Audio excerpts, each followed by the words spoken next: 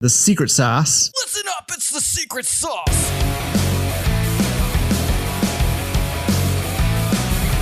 And the secret sauce is basically, hey, if you have one piece of advice you could give to somebody who either now currently owns a laundromat with all your laundromat experience that you have, or who maybe owns a pick up delivery, your choice.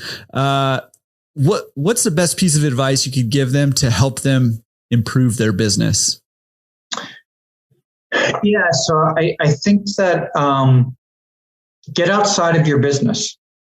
I think that, one of the mistakes, especially when I owned my own stores, was that I spent so much time and attention and focus inside my box that you become tunnel vision. You also have a bad feedback loop. So as I mentioned before, I talk to my customers all the time, but, largely when I was talking to my customers, they were there, so they were happy. So they were giving me positive feedback, and that felt good. But, so I would say, get outside of your box, not only into competitors, see what competitors are doing and people out there in the industry in general, but even outside of the laundry industry, look for inspiration elsewhere. We've been behind the curve for a long time.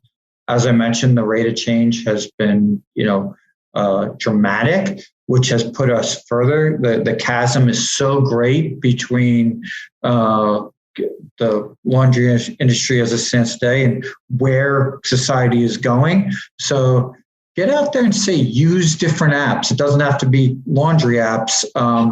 You use different services. Go out and pay it when you're in other retail operations. Pay attention to what they're doing. I think there's a lot that we can all bring from the outside and make our industry better.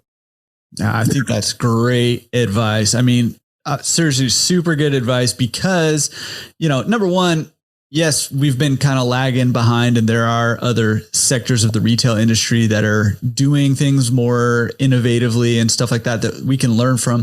But also just that other perspective, I found that looking outside of what I'm doing, that's why I read a lot of business books. There's really not a whole lot of laundromat books out there, but there's a few, but I read a lot of business books, a lot of personal development books, all those things, biographies, because it gives really good insight and podcasts, lots of other podcasts. I mean, this is really the only one you need, but if you wanted to, you could listen to some other ones, but it does give you kind of a fresh perspective and new, ideas to try out and new, points of reference to work from. And so I think that's great advice for any laundromat owner. It can be hard to do because, like you mentioned before, doing the day in, day out, keeping things consistent,